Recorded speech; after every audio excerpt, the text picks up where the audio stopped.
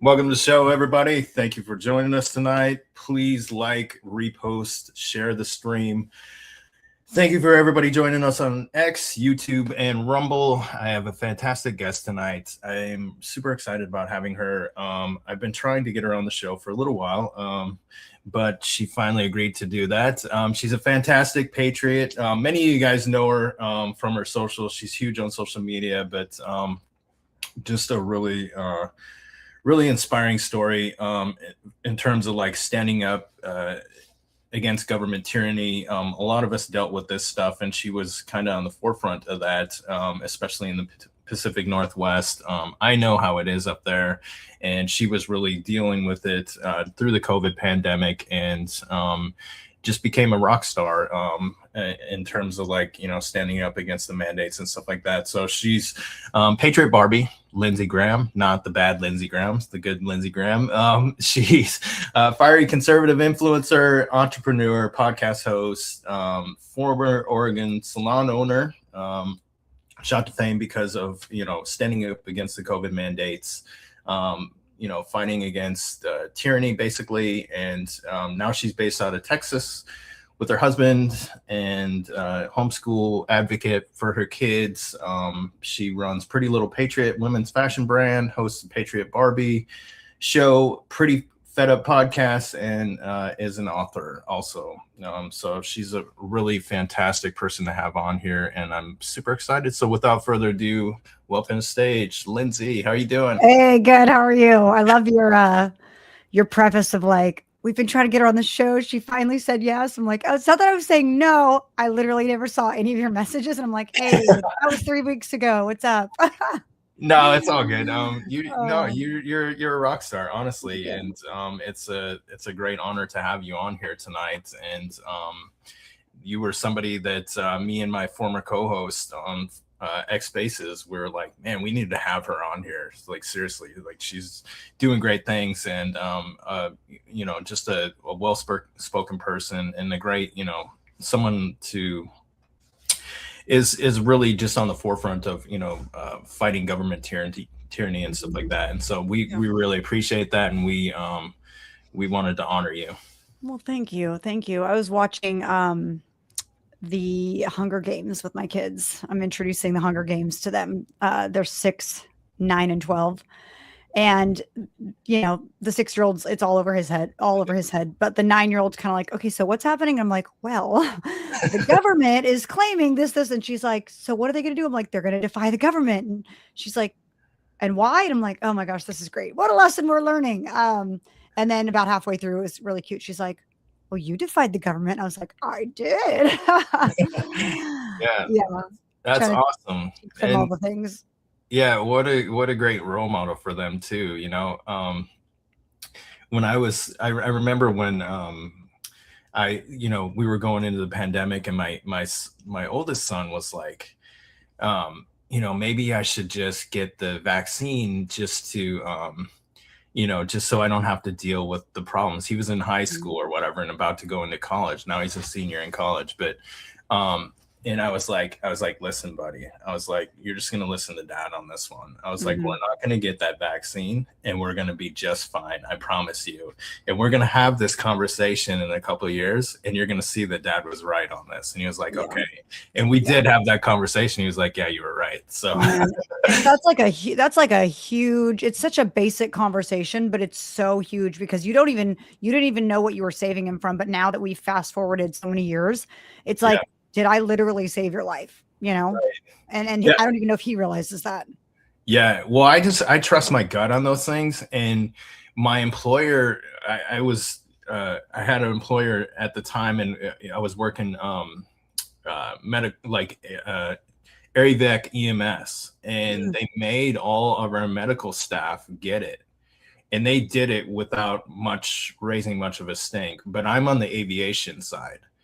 And we said, absolutely not. We are not getting this. And basically, it was going to shut the company down. Yeah. None of us were going to get it. We were like, yeah, there's no way we're getting this or whatever. Your unified front. Yeah. And so they backed off and we just never had to deal with it again. Thankfully. Yeah. And that sucks because there are people who, single-mindedly were like, I don't think this is a good idea. But then the left has made us so scared about speaking up, even in small groups, right? Like I'm just picturing like a teacher's lounge and they're going to tell the whole school, like everyone has to get vaccinated. And there's probably a teacher who's thinking, I don't want to do that, And then maybe there's another one thinking that, but no one wants to say, hey, does anyone else think this is crazy? Because then they're afraid that they're going to be the one that gets canceled, right? Or like called a conspiracy theorist or an extremist or whatever. But like when you have everybody unilaterally saying, if we all don't do this, like you guys are screwed. The whole organization shuts down. And it's a bummer because I think that there are a lot of people that did want to stand up and they didn't have that support or they didn't have that voice. And so they didn't want to do it alone. Yeah. My mom, she actually got fired from her job. She worked there for 30 years and she lives up in Blue, Minnesota. So she really didn't have a fighting chance or whatever. But like they were like, the crazy part was she had been remote in her job for 6 years before COVID even happened. So she didn't have any interaction with people. Like she didn't, and they were still like, nope, you need to get it. It's about the community or whatever. And she was like, no, it's not. Like, it's like, it has nothing to do with any of that. Literally, like you would be putting me in contact with people by making me go do that. Whereas I'm not in contact with people. Like I'm doing it from home. Explain the science to explain the science to me about that. There's so many instances like that where they proved that it wasn't actually about science or saving lives. It was about like compliance. It's just straight up. And she's a great example. If I'm home in my office alone, you'd think I'd be the perfect exception. They're like, oh yeah, you don't actually kill anybody. Like you won't have a chance to kill anybody. So you could just take a free pass, but they're like, no, you got to do it anyway. Yeah.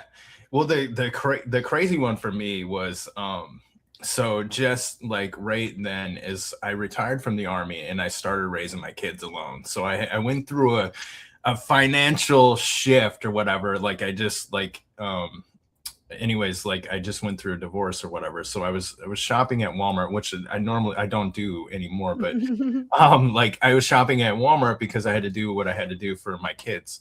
And they would make everybody go through the one line to get into Walmart. It made absolutely no sense. Yeah. Why wouldn't you open up all the entrances so people could not? It just completely stupid. There was gosh, a situation when I first, it was like 2020, and I had just gotten, like pushed out of Oregon and was in Arizona, and I was still like, it doesn't matter where I am or what the rule is, like I'm not wearing a mask, period. So I'd go into Walmart and they were kind of attempting to enforce masks, right? And they're using the old like 80-year-old greeters, and they would be like, "Oh, ma'am, do you need a mask?" And I'd be like, "No," and I would just keep walking. And at some point I caught like a manager and a greeter, and they were like, "Oh, ma'am, do you need a mask?" And I was like, "No." And they're like, "Do you have a mask?" And I was like, "No." And they're like, "Oh, here's a mask." He pulls a nasty wrinkled out mask out of his pocket. It's got like a hair attached to it. And I was like, "You think it's sanitary and safe and science-based for me to put this disgusting thing that you just pulled out of your pocket onto my mouth?" And I was like, "Oh, no, thanks. I'm good." It was like the grossest situation ever. Yeah, like yeah. First of all, like the dude is probably pretty nasty, anyways. But like, did you find that? Is it yours? And you're letting me borrow it? Right, yeah. And then seeing him like laying all over, like people just throw him on the ground and stuff. Just so gross. But yeah, I love too that the left is like all about Earth Day and like global warming and all that. And you're like, did you ever see all the garbage that the masks created when they were all just being collected, laid out all over the earth, right? And then in piles. They didn't say a word, did they? No, yeah. One of the coolest spaces that I did, a friend on here, her handle is Gen X, but we did a space with Dr. Malone and Mary Talley Bowden, Lynn Finn was in there, and Dr. Kat was in there, and a couple other ones, Dr. Irene too. A lot of the frontline doctors were in there, and it was one of the coolest spaces. For one, these people are super interesting. Like, I was super thankful. The space didn't have great numbers or whatever, but like we had this huge panel in there. It was pretty incredible. If I could get those, wrangle them again, I would love to do that. I'd really admire a lot of them and their courage for speaking up against it, because they like Mary Talley Bowden, they tried to completely take her license away and tried to ruin her, for speaking out against the vaccines and stuff. So yeah, we had a guy like that in Oregon. I didn't even know it was happening. It was kind of happening alongside my story back in exactly 2020. And he apparently refused to give people vaccines, and they took his medical license away. He said, "I don't believe that they're safe for people, and I'm not going to issue them." And they took away his license, and I'm like, man, that's insane. And you wonder to this day, obviously, the Lord does amazing things, and it's probably all for the better, and they probably went on different paths. But and the left always talks about reparations. You're like, did they get reparations? Right now that everything has come out, it's been 6 years. We have proof that they never worked. We have proof that they just kind of made it up, that 6 feet distance was made up. Are any of these people that were called radicals and like they lost their entire life for standing for what we know to be actual truth, did they ever get paid back what was stolen from them? Their license reinstated, lost wages? Like, not that I'm big on telling the government, like, give us money, like, because it's got to come from stinking us anyway. But just sucks for those people that lost so much standing up for the truth. And did they ever get, restored? Right. Yeah. Again, like my mom, she got fired. She out of a career, basically can't go back, because up there, it's, I don't even know if they still have it or whatever, if it would still be a mandate, but it was like, she worked for Blue Cross Blue Shield, and, just like she didn't have a fighting chance against them. I know some nurses or whatever like sued them. And here's my co-host coming on stage. Madeline, how are you? Hi, sorry. Look at her. She's like, I'm here. Just got back from the airport. I'm like running to get here. I'm so sorry. Oh, you're fine. We were just talking about Lindsay had stood up to the COVID mandates in Oregon, and basically like was kind of a patriot in fighting the COVID mandates or whatever, like, and they tried to shut her business down, tried to cancel her, basically tried to ruin her for standing up against these things in the Pacific Northwest. She was up in Oregon, and that's kind of. I was in LA. It was insane. Yeah. Just as bad, I'm sure. Just as bad. Yeah. That was where they you had a couple guys go and tear down fences around the beaches. I think that was in like Huntington Beach area. Is that even near? Is that anywhere even near LA? I don't even know geography. Yeah, You're like it's not my city. No, Huntington's close. Yeah, Huntington's close. You guys had some crazy stuff happen. Guys ripping down fences. They put fences up around the beach, and then they got arrested for tearing down the fences. The craziest too was the BLM mixed with COVID happened, like all the riots, because I was like in right between like Beverly Hills, West Hollywood area, where like all the Black Lives Matter like riots were happening. Yeah, it was insane because everybody was. I got a ticket for walking my dogs without a mask on a public street. See, that's just crazy. Like people forget that there were moms arrested for playing on the playground, and like. I can't believe you got a citation for walking your dog. I left California because I had a baby and they told me I had to get the COVID shot. Yeah. That's why I left California. That's a great reason to leave. I wish more people had it in them to be like, so I'm going to go. Whatever it is you're threatening me with, I'm going to take it because lives are on the line here. And we've learned that. Yeah. Yeah, for sure. Wow. Yeah, it was just a crazy time, and like I'm just so glad that I made it out unscathed, and I just retired from the Army too in 2019, so pre any of COVID or any of that, like I didn't have to deal with that when I was in the military. But my best friend, he actually replaced me in my last 2 jobs in the military. They held his retirement over his head and they made him get it. So he was no longer, like he was on they call it terminal leave in the military or whatever. He was no longer going to wear the uniform, but he was still in the service, but he was retiring. So he was never going to like do anything again. And they held his retirement over and they said, you got to get it. That's insane. Oh, that's so sad. Yeah. That's the worst that they did to our military too. I think that's the worst. Yeah. Yeah. So a few things. So I was just going through the headlines. Madeline and I have been helping Candace Taylor try and get elected. That's one of the things we've been trying to help America First candidates and stuff like that. That's kind of what we do or whatever. And going in the midterms and stuff like that. How do you feel about this year? I mean, Texas.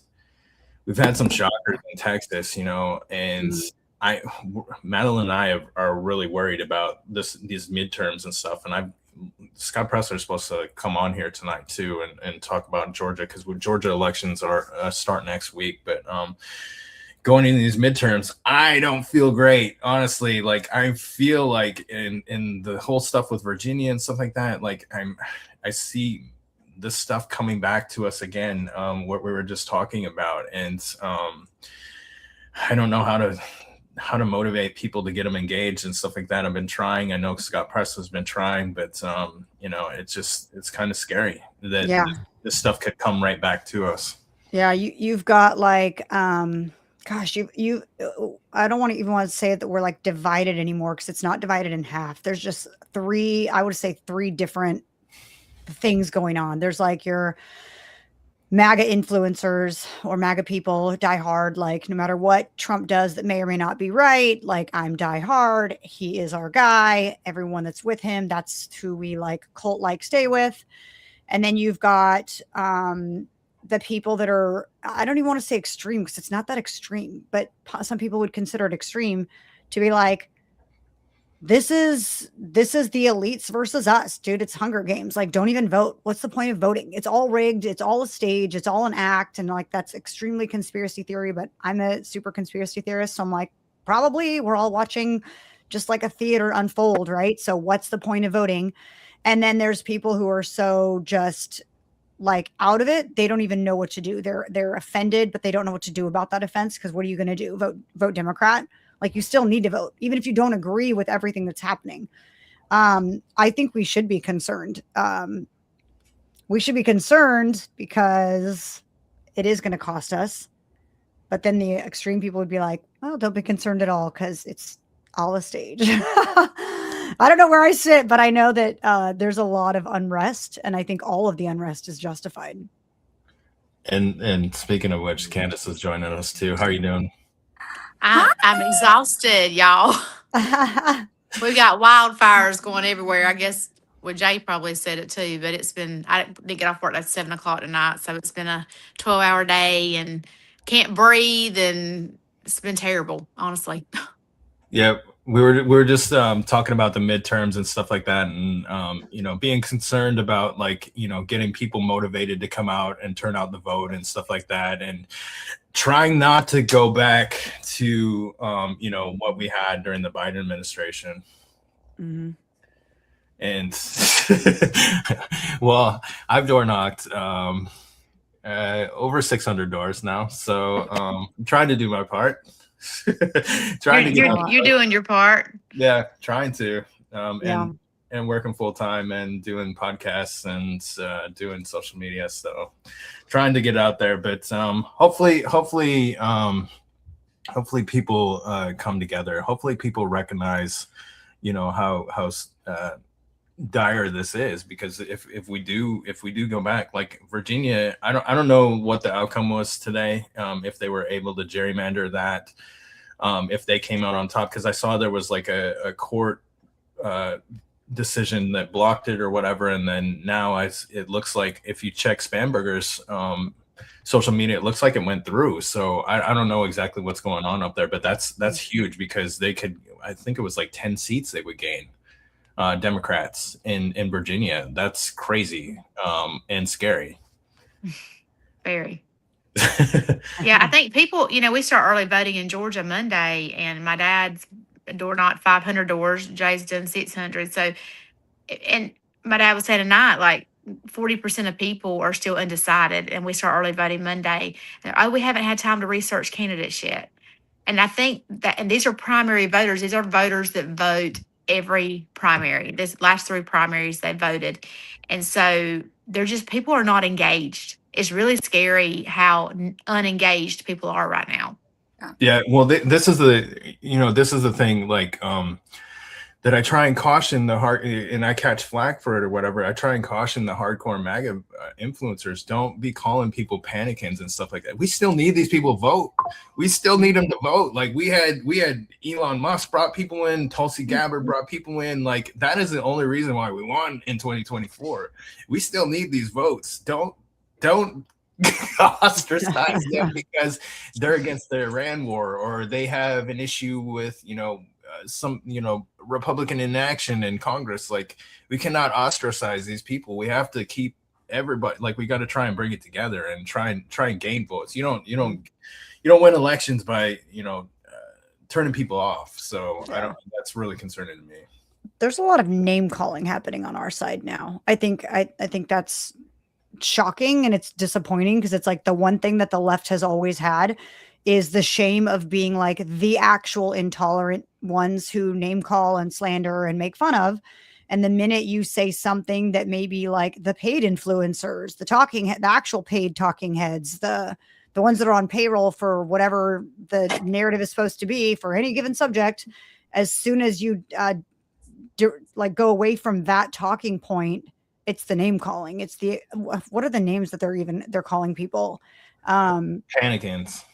Is that really like a thing? Yeah, no. Okay. I get because I was anti-war, I'd rather spend money in our country. I feel like there's a lot of hardworking Americans that are really struggling right now. And I voiced that. And especially if you're on the ground, like Candace is on the ground, it's very hard to go out and campaign and talk about going to war and finding, justifications when you have single moms and when you have, these struggling families who are just trying to provide at this rate with inflation and everything else going on.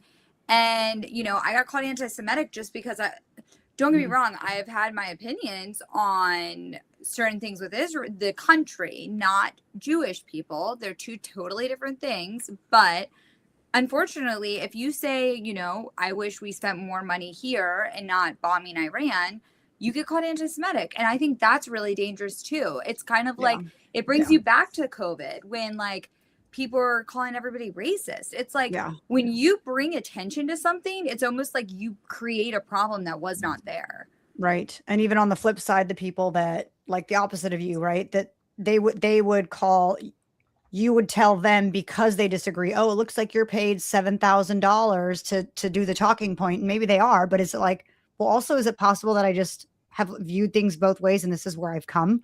Like, are we really now the party of like, you can't disagree? There's a talking point and you have to abide by it or you're out?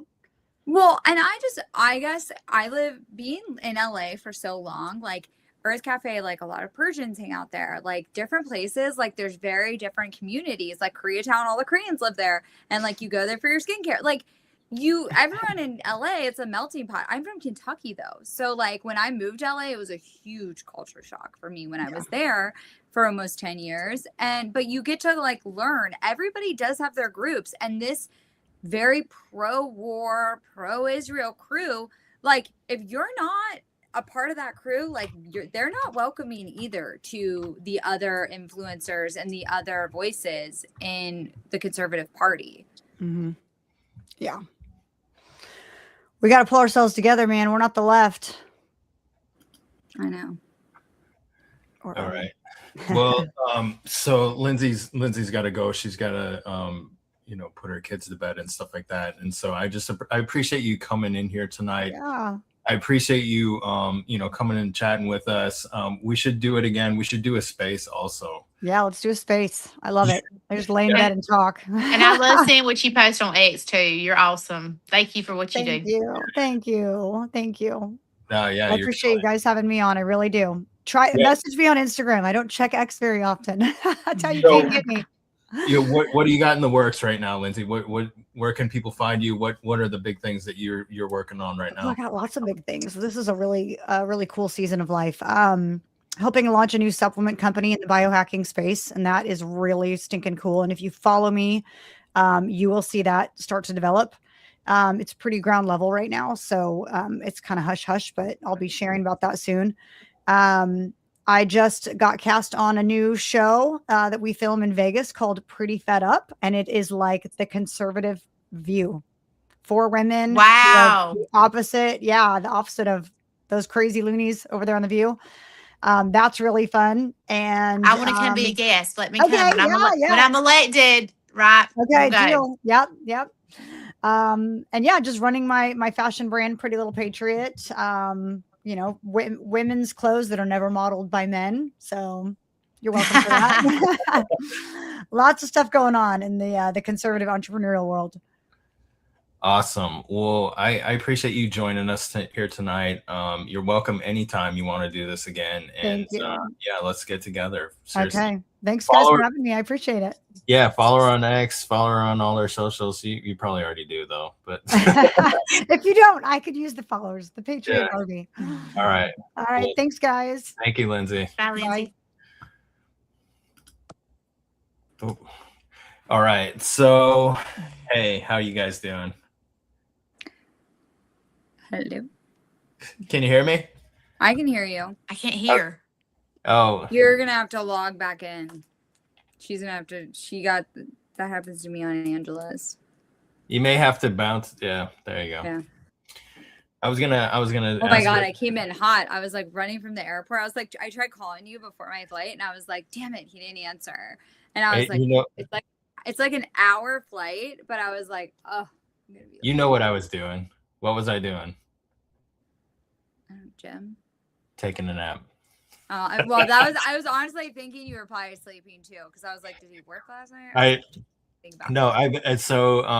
Usually you gym, you eat, make your kids dinner. Sometimes you nap, then make your kids dinner. I feel like, I take a nap in the afternoon, and so I took one today because it was a long day. I was riding motorcycles for the past 2 days. So.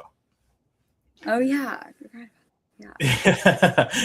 Yeah. So hopefully. No, I came in hot. I like threw my bags, like they're up in my entry hallway, and I like ran downstairs because I was like so late from the airport. Hello. It's so good to see you guys like face to face. We're always like texting each other, I feel like. Yeah. So how's it going? What's the story from the campaign? What do you got going on, Candace? Well, I went to Charleston County yesterday afternoon, had a great time there, met about 125 people face to face and had excellent response. Didn't have one person tell me they were going to vote for anybody else. So that's great, especially when you have 5 people running against you.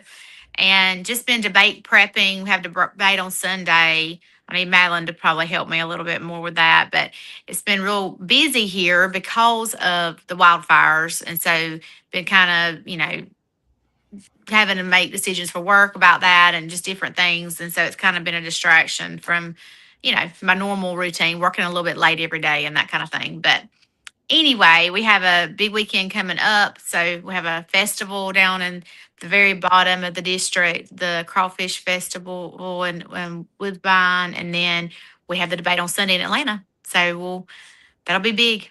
My main opponent's not going to show up. He doesn't debate. I don't know why in the world he would not want to debate me. If I was him, I would want to debate me. I don't know why he won't, but I would want to come see you for sure. I know why. Yeah, he's afraid. But so who's hosting the debate? The Atlanta Press Club, and so there'll be the AJC, which they're very liberal, but they usually moderate. Somebody there usually moderates. There's usually a couple moderators. It's actually a really good debate, though. They'll ask me some loaded liberal questions. They love to do that and try to make me look like I'm radically right, and that's okay. So, but it really is fair. They time it well, and they try to give you equal talking time and that kind of thing. So, I feel like it's a really fair debate. And so, if they ask me questions that make me look radical, I really don't. That doesn't bother me. Do you know where people can watch it? Where will it be broadcast? GPTV, and so I think there's an app, and then if you have cable or maybe Hulu or whatever, you can pull it up there.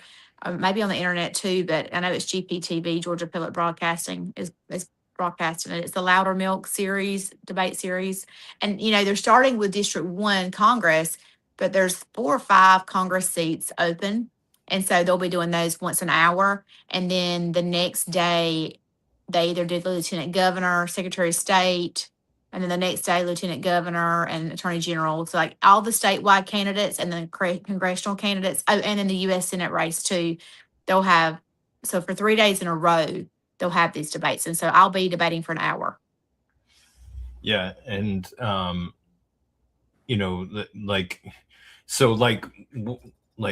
I don't know, I was thinking of the best way to get people to that.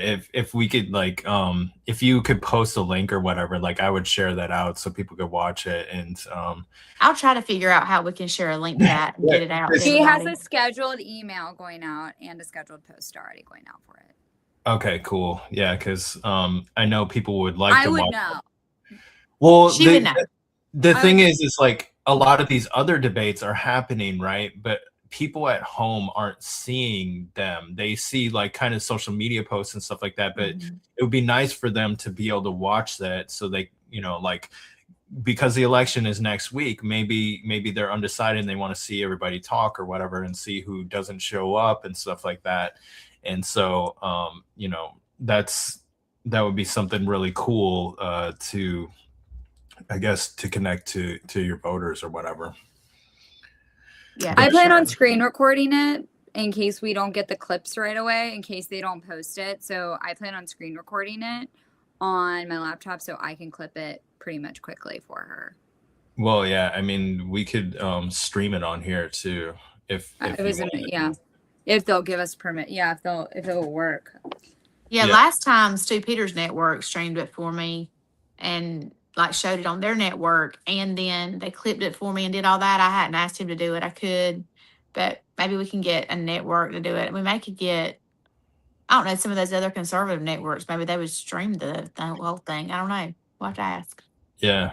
I'd be interested in watching it too, and I'm sure other people would be also, because they want to hear from y'all or whatever. And Yeah, and from what I, just from talking to Who do people. they want to hear from? Like the only other person in this race doesn't have the balls to show up. There's three other people in this race besides Candace, and all three of them should show up to the podium because they're never Kingston, and they should just say, "Listen, we know what the polls are, we know the numbers. Everyone in the district does," and they should all really just basically endorse Candace and call it. It's actually ridiculous that this conversation is still like continuing on. Yeah, really I agree. And I think Candace is going to wipe the floor with him regardless. I think just talking to people and hearing from people or whatever, like she is the name that everybody knows. I think, and that's because we worked really hard, especially, the last year. But even before that, I ran a couple times and then I served the party as first district chair. But people don't understand. I didn't understand when I got involved in politics. I just ran for office. I didn't understand how politics work. And it takes time to build your name recognition and build your, trust with people and with voters. And especially if you don't have a lot of money. So when you're a grassroots candidate and you're getting people to trust you, people that vote in the primary, they take their one vote very seriously, and rightfully so, because it is their one vote, and their vote actually matters a whole lot. Because in my 15 counties in Georgia, only 52,000 people voted the last primary election during the presidential year. So it could be even less during the governor year. And with that few votes in the primary, and you're talking about 200,000 in the general, right? So a fourth as many votes, your vote matters a lot. It matters like 4 people. And I'm glad that they really take their vote seriously, but they want to cast it for somebody they think can actually win. And if you don't have the most money, or you're not working hard, and they don't feel like you're leading in the polls, they're like, I don't want to waste my vote. I had people say that to me when I ran before. I don't want to waste my vote. And how I know we're winning, yes, we've seen polls done by people. I can tell it on the ground, but I've not heard one time I don't want to waste my vote. People know we're polling at the top. They know I have the name recognition now. They feel it. And it's just different. And it takes time to get there. And it's no slam on anybody else running against me. It's just, it takes time, and it takes a lot of work and building relationship. And I think it's why we were created anyway. We were created for relationship. And if I'm going to go to Congress and be effective, I'm going to have to be able to build relationship so that people will listen to me and the needs of my district to get the job done. Otherwise, I'll be ineffective. And so we need to hire the person for the job that's going to be the best relationally and the best communicator. That's why the debate's so important Sunday. Who can communicate the best? And then who can build relationships the best?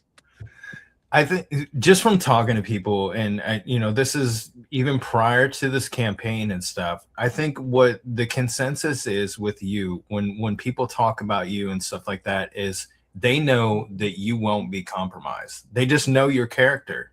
Like, you're not going to be compromised. Like, if something is not right on the Hill, they have no question that you're going to call it out and you ain't going to go with it. And they know that from you, and I know it because I'm your friend or whatever, but like that's what everybody else says too. And so that's what they've come to know, and that's in uncertain times and with a Republican Congress and Senate that have really let us down. We need people like that aren't going to be compromised, that aren't going to go, that are going to stand firm in the things that we elected you to do. And then we can't just have you going back on the things that you said you were going to do in the first place. Like, that just doesn't work. That turns voters off more than anything. And so they know that. I think most people know that what they see is what they get with you, and you're going to stand firm. And Jay, things have changed, right? We say the Republican Party is not the same anymore. The MAGA changed the country. We're never going back. And we see people that are diehard Trump supporters that get aggravated with him now because he has kind of become more subdued, or maybe he's more, establishment sounding. I'm not saying he is establishment, but maybe he says rhetoric that's like, okay, I'm in office now. This is how I need to talk. This is what I need to say. And people are like, no, we want to drain the swamp. We want no war. We want to drill, baby drill. We want all the campaign promises. No, we're tired of this. We want to be represented by somebody who's going to fight for America and doesn't care about anything else and doesn't apologize. We want unapologetic patriot in office. We're tired of it. We're tired of business as usual. And that's how the people feel. And I don't think we ever go back to the complacency and the Tea Party drinking, everything's que sera, sera. Who's having an affair over here, we'll turn our head because we're wearing pearls and we shouldn't say anything. And, I think those days are over. I don't think we go back there again. Yeah. It's hard to I talk about budgetary things and stuff like that. There's no way that people are just going to look the other way when they're doing gender studies in Pakistan. We're just there's no way that that's ever going to be sit right with people. We know the jig is up. We understand what's going on with social media. We can communicate in ways that we never have been, in the past or whatever. And there's so much information out there about the bad things that are going on that, it's just never going to be okay with us. And so we want people that are going to go and do the right thing when nobody's looking. That's one of the Army mottos: do the right thing when nobody's looking. And so, and a lot of them are not. They are not doing the right thing when nobody's looking. Obviously, I mean, I just think it's so important to note, though, that she's in a rural, her district has rural, it has the coastal line. There's a lot of parts where this is where they're born and raised. They raise their families there, and they see, Candace, she represents, everyone, all the teachers know her, all the parents know her. They know she's a fighter for their children, but then also they know that Candace has roots there, right? Some of these competitors, that are in the debate maybe, but the person that we're really looking at competing with in the primary doesn't even live in the district. His father left Savannah and cheated on his wife, so we've heard, and moved to DC. I think that's really where he wants to be, but unfortunately I think Candace will go to DC, but Candace will always find her way back home. And people in Georgia need to know that there's going to be someone that's going to find their way back home and going to represent their district. People in the South, they care about that. They care about their home. They care about their people. This isn't New York City. This isn't Miami. This isn't these big cities and even Palm Beach, right? And some of these California cities and districts in California. Everyone travels all the time. In places like Georgia, this is where families are. This is where small businesses are. And they need somebody that knows this district and that calls this district home. And there's only one person that I know that is going to come back, because that's where her children are. That's where her church is. That's where her people are. And I think District 1 knows that. From everything I've seen, I think that's what people know about Candace. And you've read all the comments and the messages, so you should know. I have. I see the percentage. And I will say there's a big thing here. MSNBC reached out to us, and that was MSNBC. That reached out for your photos yesterday. And what did I tell you last week on Friday? That I called them. I got in a huge fight with MSNBC or MSN Now and a few others because they were trying to bring out old stories on Candace. And I got it out of them that Kingston camp people were calling and they were trying to show Candace from back, stories back in I think it was 2022, a long time ago. Some of these stories were. And I was so I got in a huge fight and ended up putting up on them. Sure enough, they came to their senses really quickly because they asked us for all of her photos and are going to be doing a story on her today. So clearly they learned their lesson, and we know now who's leading the polls. Right. Well, and this is the thing, right now we have all these wildfires going on and people are community driven. They're taking up, donations for water and for baby wipes and all the things that they need for the firefighters and people, first responders. And it's, we're 3 counties over from the biggest fire, and our county has fire going on here. And everybody around in our whole district is what can we do? We want to help. What can we do? And so it's community. It's community in every single county. And then we have each other's back over county lines. That's how it is in South Georgia. And, I felt emotional really for 2 days because you're seeing your agriculture go up in smokes and your farmland go up in smoke. And I've seen several videos that were all the counties that have wildfires are the ones where they're wanting to push data centers and solar panel farms. Is this a coincidence? And I'm, I don't know that that's true, but it does, it resonates with people that our land and we have homes, upward over 50 homes that have been burned and gone. And people are just suspect of anything that's trying to take their land. And affordability is the number one issue I hear about every single day. And then now they have this stressor on top of it. And, losing your home in counseling, the research shows that it is more stressful than any other loss. Losing your house, losing all of your pictures and everything is very, very stressful. Outside of losing a child, it's probably the biggest stressor on a family. And so I know how much I love this district, and the people know how much I love this district. I love it with all of my heart. I'm going to go fight every single day for my children's freedom and everybody in this district's freedom. And it's going to help the state of Georgia, and it's going to help the country, because I'm going to be loyal to the people. And that's how it should be in every single seat that we elect, even county commission, even city councils, everything, even the coroner, right? Every seat we elect, it should be about the people and who they represent. And right now, we have a chance in the midterms to turn over some seats everywhere. And we should be doing that and door knocking and trying to help every candidate who has a pure heart and is not corrupt. And we should do it in every single county. And I wish people would do that and they would help, and not just, okay, I'll go vote. Like these candidates that are having to turn over seats of incumbents, or they're running for the first time and maybe they don't have the name recognition, they need help. And we all can do our part. It may not be for everybody to run, but everybody can help.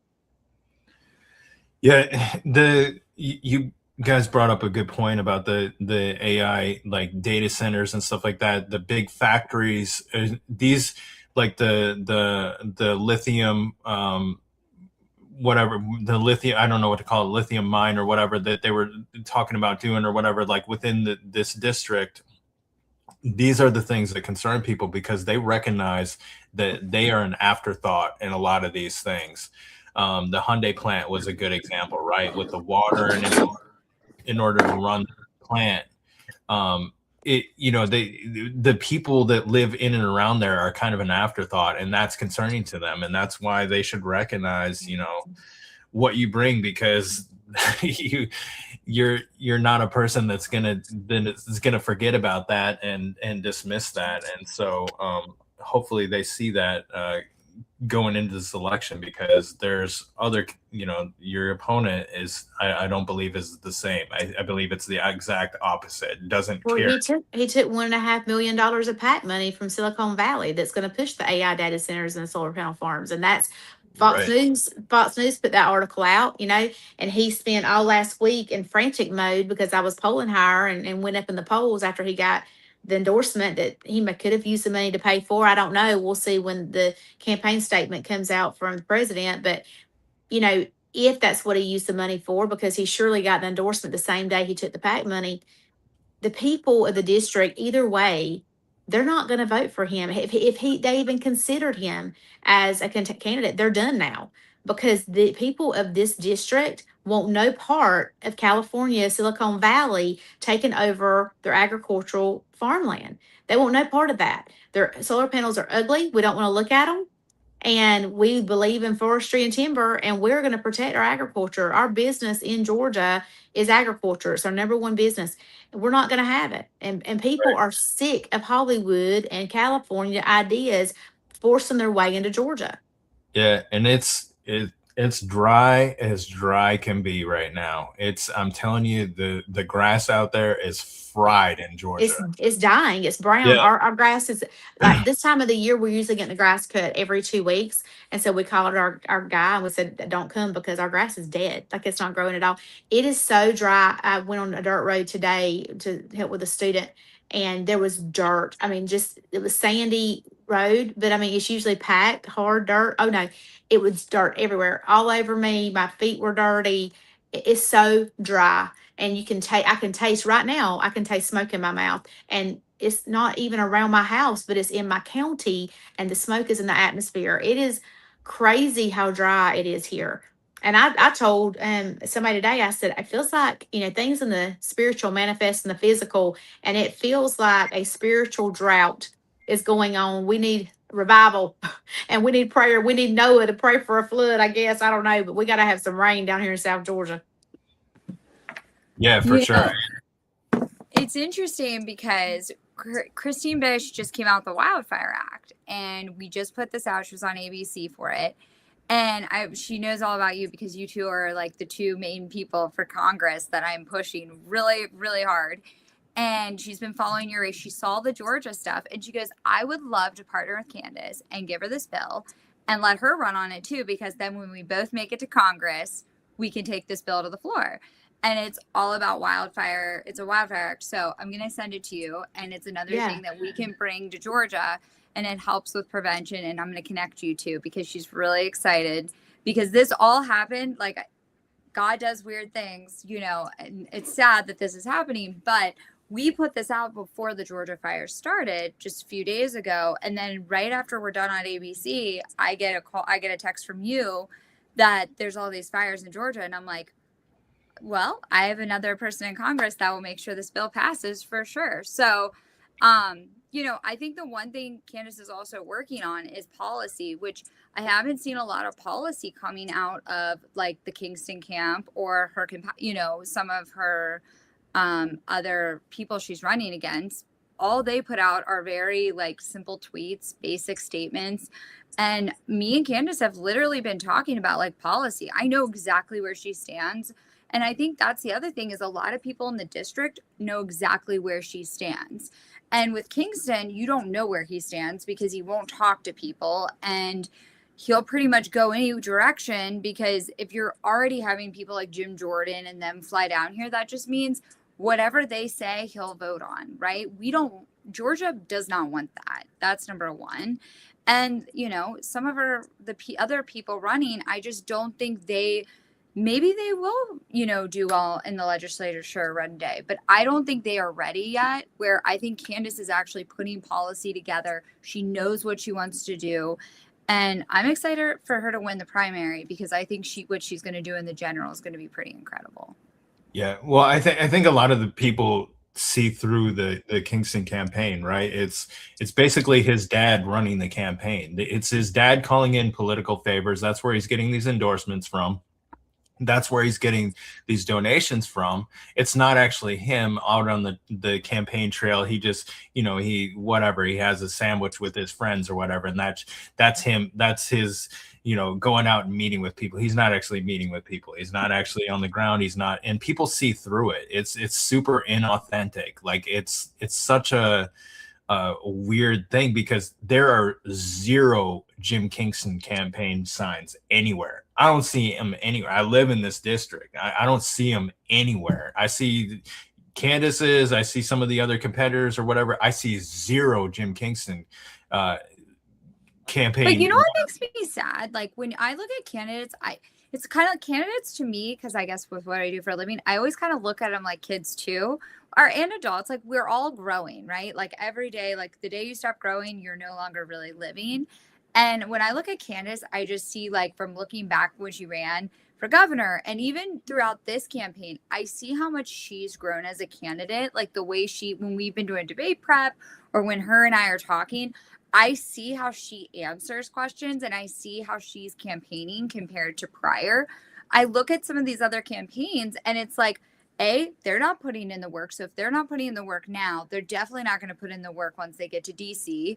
And then I see, like, Jim Kingston is young. So like he really should be the one to look like he's grown a lot, right? Like he would be the one to look like growth. He's out there talking to people, learning, and he has the funds obviously to do so. And what's really sad to me is that when you look at his campaign, it doesn't look like there's growth there. You don't see him maturing in any way, shape, or form. You just keep seeing the same stagnant BS. And what really topped the cupcake for me was when I was looking at his testimonials, and he posts some woman. Everyone should go look at Jim Kingston's testimonials. I think it was testimonial 2 or 3. And the guy was like, does that person really count? That's your aunt. I'm like, I I literally lost it and I called Candace. I was like, this is not real, right? Like, this is not real life. This is the person bringing in 1.5 million from Silicon Valley. Like, what? That's like he could have paid for a legit endorsement from somebody or something, you know. I was just and I could go down that road, but I won't go down that road. But yeah, I know he's paid for endorsements because I was with one of his paid endorsements and I confronted him. And I'm texting Candace at like 1 a.m, sadly, because it was like California time. I'm like, I'm sorry I'm waking you, but I just talked to him. And I for sure, he had no idea he even endorsed him. So yeah, it's, you guys, politics are interesting and there's a lot of smoke and mirrors. And I just think that, I think the people down in Georgia are a lot smarter than, Washington establishment people think they are. People always ask, like, what have you learned? Like, what is it really as corrupt as everybody says it? I'm like, yeah, it's very corrupt. People just don't know. And one of the articles they were trying to resurrect on me was me talking about Hurricane Helene, that I experienced almost $60,000 worth of damage at my home. And I was saying, I'm sick of the cloud seeding and it needs to be looked at. And we need to, make sure that people aren't cloud sitting on top of each other and causing really bad weather. And then it was twisted around this. I was talking about Texas with flood, which I wasn't. But, they ended up coming out later that it had been cloud seeded there multiple times. But people on the left wing media love to twist what I say. It's what they do. And I'll tell you, the last couple of weeks here, and Jay can attest to this, was hot, sweating, smoldering hot, people getting sunburned at the baseball fields, to back like it was in December, January, freezing cold. And this is South Georgia. We don't have weather like that. Freezing cold weather, wearing a sweater again, sweatshirt, and then the drought is very weird, odd weather. And so I don't know, but I don't know what's going on. I don't know why we're in a drought and why it's happening right now, right after we just had this really weird cold. I mean, it's like a frost come in and a cold snap right here, and then really hot weather before. And it's still been really cold in the morning, like 50 degrees. And then it warms up a little bit, but it's just like a drought, like we're in the desert. It's crazy, crazy, crazy weather. But you can't say that, because if you say the weather's crazy, then you're not allowed to, or somebody will, twist what you say. It's technically, I can. I always tell people, I actually went and got certified in environmental regulatory for this exact reason. So I can argue for this. Listen, that's the problem, is Republicans don't have environmental lawyers, because the truth of the matter is, it's always been the Republicans who have avoided environmental issues, right? But the truth is actually a lot of Republican presidents are who put all of those environmental standards in law, made them a law, which is actually really crazy too. Ronald Reagan was one of our number one environmental presidents. But the bottom line is, I always bring that up to people because they always are coming after her for that, but it's a fact. And people should be worried about the burning of those farmlands and the agriculture and what's happening right now down in Georgia, because I can tell you as a fact that one of the things Homeland Security and OSHA and EPA, the Democrats, did during Joe Biden was a lot of private equity wanted to go in and buy small businesses and land and those big, small business manufacturing companies or farms. And what would happen is, when they wouldn't want to sell, they would call OSHA on them. They would call the EPA on them. And then EPA would come out. And so what happens is, if they get all these fines, or they're like, you have to do all of this to be, up to date, right? Well, what happens when that happens is they can't afford it. And that's when they're forced to sell to private equity.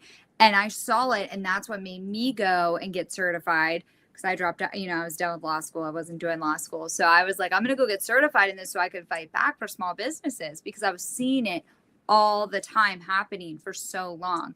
And what they go after Candace for is actually crazy, because it's happening. It's happening in real life. And I think Candace will be the person to actually leave DC and go fight for Georgia. Unlike a lot of politicians that will be like, well, they'll figure it out. There's people on the ground.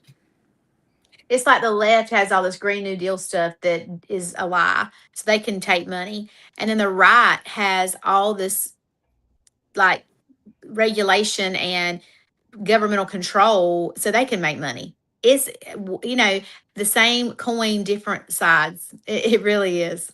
Yeah, well, I mean, speaking of that, like the Southern Poverty Law Center now indicted, right? They were propping up these fake right-wing groups, or propping up the real right-wing groups, or whatever, like right-wing extremists like KKK and stuff, like funding these things, right?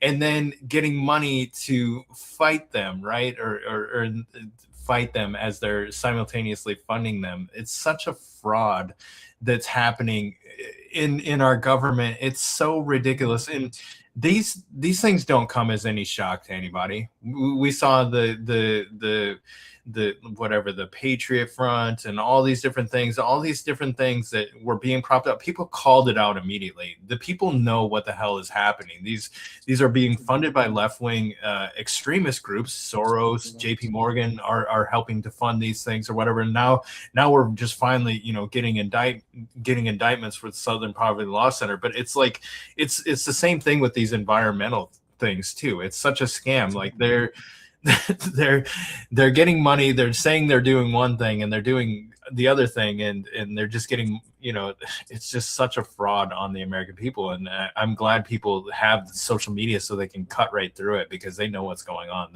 They're seeing through the BS. Well, I think it's really important to note that I sent Candace 2 documentaries and she did watch them, and I sent her facts on this because she's been preparing.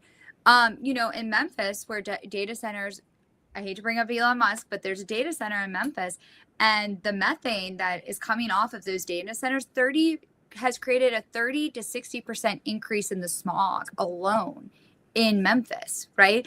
That can have a huge effect on crops and on farming. So if you bring data centers, plus when you bring in solar panels, which I can give you all the percentages on that as well and the data, you are really going to end up hurting those farmers. And so, yeah, to me and for Candace, when we're looking at prepping and when we're looking at policy, we're getting down to the facts, and we're looking at what's already happening in rural towns in Tennessee, in rural towns in Ohio. Why they're fighting it? Well, they're fighting it because there are businesses and there are farmers that have been there for decades and families that belong there, and these data centers don't.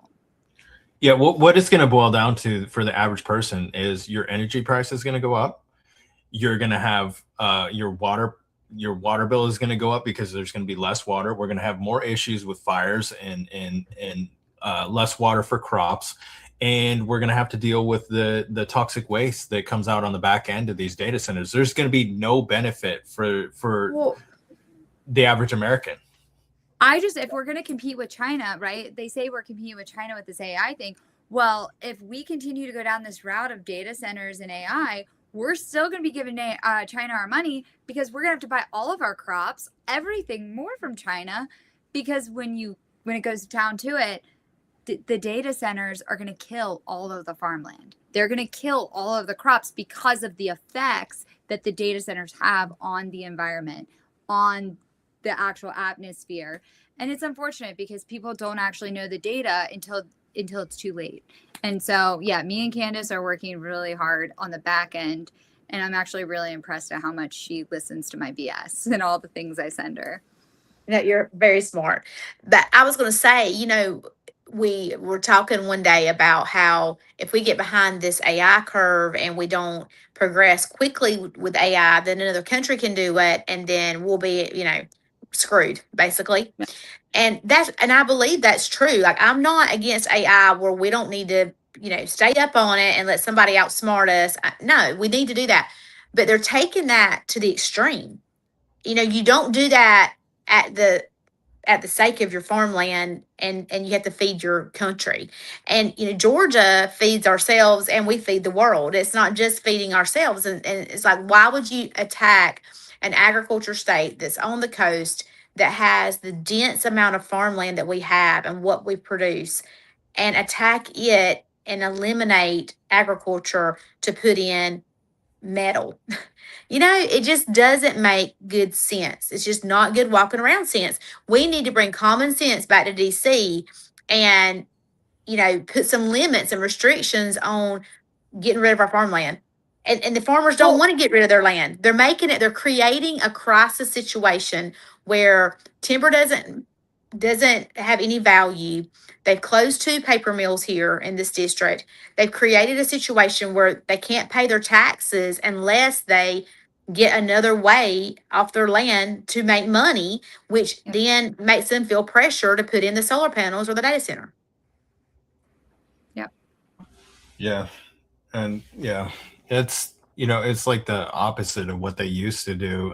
In Minnesota, they used to, they had the program called CRP or whatever. And, the farmers, they had to like allow them to do the CRP in order to keep their farms afloat or whatever. And this seems like they're doing the opposite, right? The CRP was like, they had a section of their land where they didn't grow any crops or whatever, and they got government money or whatever to have this part or whatever, and it was set aside for wildlife or whatever. But now they're doing the opposite. Like they're gonna have to basically destroy their land and everything around it in order to stay afloat, and then it's going to be no benefit to them, and we're going to suffer in the long run, because it's very short-sighted, the way that they're doing things. Well, also, let's just go back to the fact that MAHA, Make America Healthy Again, we're supposed to be creating food, natural, great food, right? And if we continue down this road, then we're just going to be eating chemicals, right? When it comes down to that with the farmers too. So it's like, and also you want to talk about a boys club, DC tends to be a boys club sometimes. And at the end of the day, if the farmers are forced to sell and data centers come in, then what happens to those farmers? They become bigger farmers in different places. So where there's the small farmers, they're going to lose. Then all the big farmers win. And who supports the big farmers? Private equity, the big guys, the rich guys. And so what we need to remind Trump, what we need to remind ourselves is we are America first. We are always going to put the small business and we're always going to put the people before the pockets of the establishment. And I think that's really what Candace has been saying from day one. Yeah. Well, I know this in my heart that Candace is going to be one of Trump's biggest helps when she gets into Congress. I know that. I know he gave the endorsement to Jim Kingston or whatever, but like when you win, you're going to be one of his biggest helps because you toe the line on conservative things, and I know we're going to get that from you. Yeah, absolutely. As long as he keeps putting America first, we'll be in great shape, right? Yeah. And I believe that he loves the country. I really do believe that. I believe he loves this country probably more than most people do, and that's why he left a billionaire mansion to want to fight for the country and risk his life and his family's life. And you can't take that away from him because he didn't have to do it. He did it because he loved the country. That is truly, I believe, why he ran to begin with. But I'll say that farming, when you were talking, Madeline, about the little guys, the little farmers versus the big farmers, what happens is, and I've learned this as this campaign, like I've known farmers my whole life.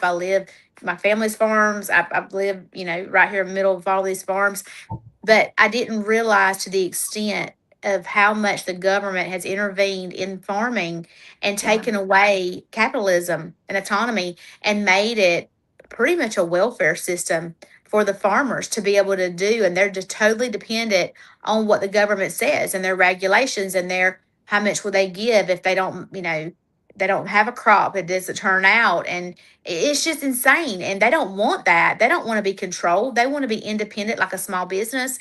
They want to, pray for rain, pray for their crop to grow, know that one year they may make a whole lot of money, one year they may break even, but they want to do it on their own merit. But the government's intervened. It happened with healthcare. It's happened with pharmaceuticals. Everything the government touches, they destroy. And so we have to get away from this governmental control.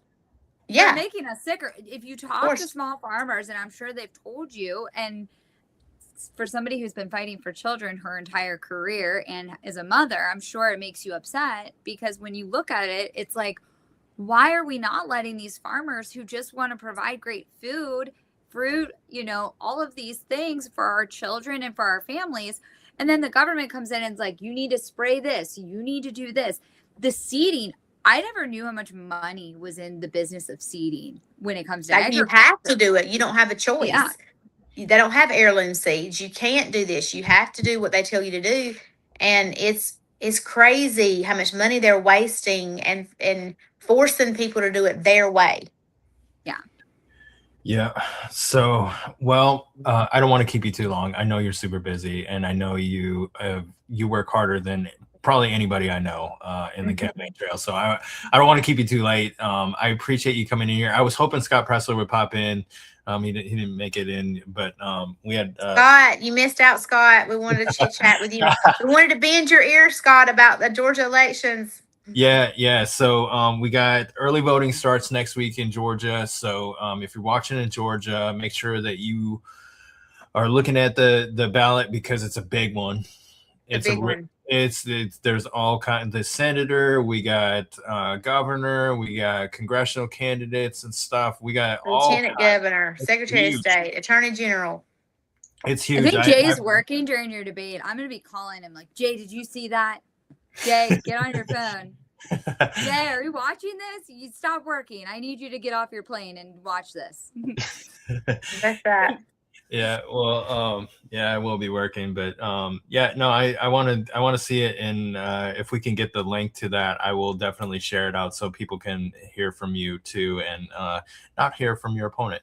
But no, I want to be clipping it live. Like, I'm gonna try to see what I can do, but I want to get at least a hot take or two, and hopefully you'll help me with that if you're not working too hard.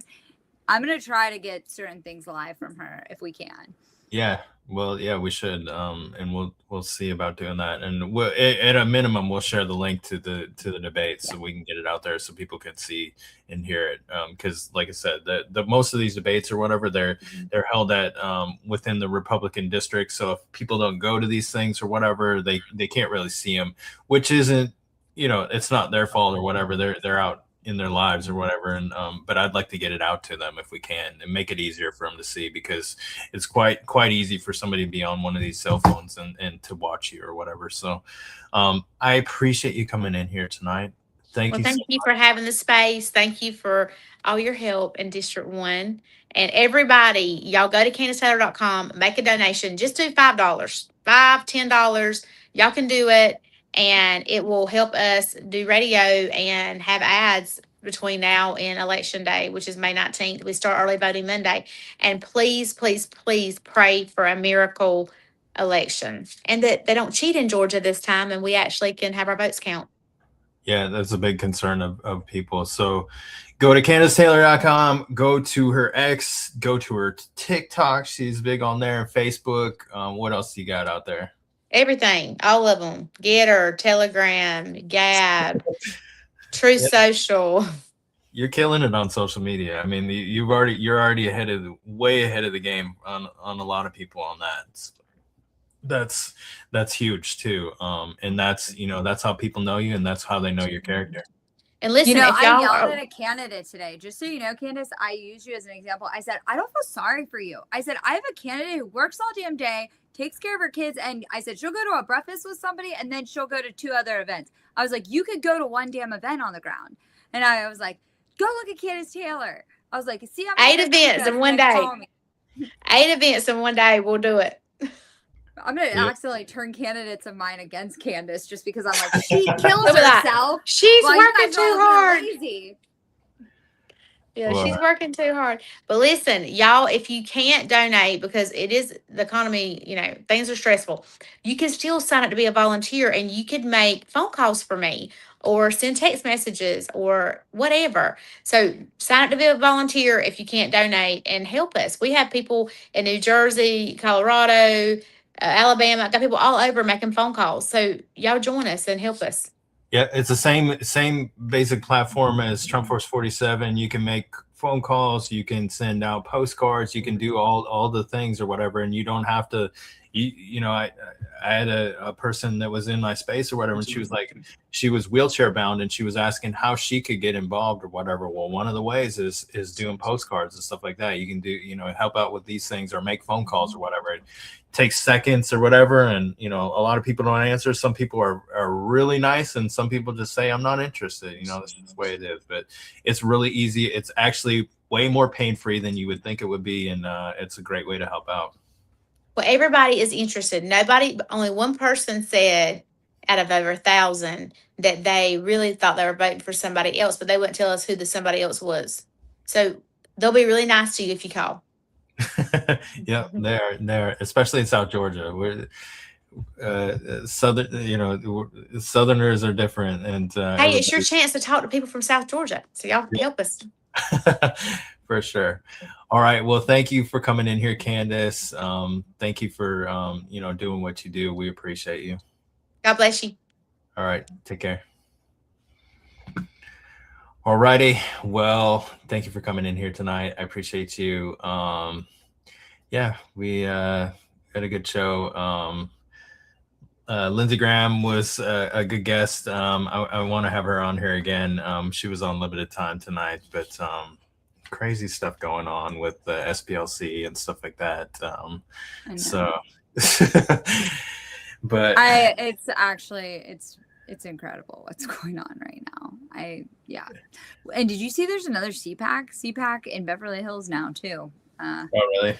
It's interesting. Yeah. There's just such a divide in our base, and I just really hope we can all rally for the primary, because ballots are going out, and we all need to stop this BS for a few weeks, and we got to win the we have to get the right candidates across the finish line on the primary. It matters a lot, because let me say this, there are a lot of candidates that can win primaries, but you guys, there's not a lot of candidates that can win generals. So when you go to vote, ask yourself, can this candidate win independents? Can this candidate swing voters? And can this candidate actually beat a Democrat? Unless you're in California and you're in a jungle, then it's a free-for-all. So, and the way our elections are too, Democrats will notoriously help out to prop up the one that they think that they can beat in the general election. So that's the unfortunate part of our elections, is especially these primaries or whatever, because there's a low conservative turnout. Democrats can swing the election in favor of somebody that they want to go against, and we get the rhino. I believe that's actually happening in Georgia 1, based on the people I'm calling the press, because I talk to a lot of the press, and I'm like, who is calling you guys to re-bring these stories to life? Because if you go look at the news, you go run Candace's name, you'll see some of these old articles are now updated to the last week. So I call and I'm like, who is doing this? Like, what's the deal here? And I'm finding out that there's been Democrats involved, and Kingston's camp involved. So it's unfortunate, because I think really they know Kingston would be the easy one to beat. Yeah. Well, that, because he's his own, worst enemy, because if people hear from him and stuff like that, they're going to realize that he's an idiot and that he's not America first. He's not somebody that they would want to support. So Candace would resonate with a lot more people. And so that's why she's doing so well, and she's leading from everything that I can see. She's ahead of him, despite the money differences. She's ahead. I think she's run such an excellent grassroots campaign that I wish I was there from the very beginning, because she really is. She's a great case study to where if you actually put your, ever since computers and since technology, grassroots has changed in how we do it, especially with how much money candidates have to raise. Candace Taylor is really she is a great example of what a candidate can do when they really work the grassroots. And so I will say this, between her and Dawn Brown, if Dawn Brown lost, and if Candace Taylor, who I believe is polling number 1 from my numbers, if she loses, I will be shocked, and it will really throw me through loops, because from everything I see, she's the candidate to beat. Yeah, for sure. And she's, like I said, she's the one with the, the good character. She's the one that's going to actually look out for people within the district, and, her opponent won't. Well, and I love Trump, but like, let's be honest, his endorsements, Lindsey Graham, hell no. Like, he won't even endorse Paxton, and I don't understand that either. Like, his endorsements are just not good. Like, you cannot, honestly, I've told people, I can't find an endorsement right now that I'm like, vote for Trump's endorsement. Like, honestly, I'm like, vote the opposite. Do not vote for who Trump is endorsing, because it unfortunately is not in that person's state or district's favor. Yeah, well, the only one here in Georgia, the only one, Burt Jones, and and I believe that he's wanting to endorse Mike Collins. There's a little bit more drama behind that, but that one I would also agree. Mike Collins and Burt Jones, I'm voting for both of them. So, but I will be voting for Candace in this primary. So, well, thank you for joining me. Sorry, I came in late. Don't be sorry at all. Don't be sorry. I know you're a super busy person. I appreciate everything that you do, and I appreciate you helping me out here despite all of that. Thanks for having Candace on. She's killing it. She really is. She is. Yeah, she's a machine. She's like Trump. She's just go, like hardcore, like she's in it to win it. So that's awesome. I respect that. All right. Well, I'll talk to you. All right. Take care. Bye. All right. There you have it. Patriot Barbie, Candace Taylor. Great guest tonight. Thank you for joining us. Thank you for, commenting, sharing, the reposts. I appreciate you all. Thank you, Ange, for the comments. I appreciate y'all. No, a great show tonight. Next week I got Jordan Brace is going to be coming on the show. So next Wednesday I'm going to have her on. A lot of you know her from X. She's got a huge social media following on there. A fantastic young patriot, and we're going to talk to her about the things that are going on with her generation and what they're seeing and what she's seeing and hearing from her friends and all that stuff, because they're voters too, and we need their votes, and we need to listen to them, because their votes count for just as much as ours do. So I'm excited to have her, and it will be a good show also. So tune in next week, and thank you for joining us here tonight. Have a good night.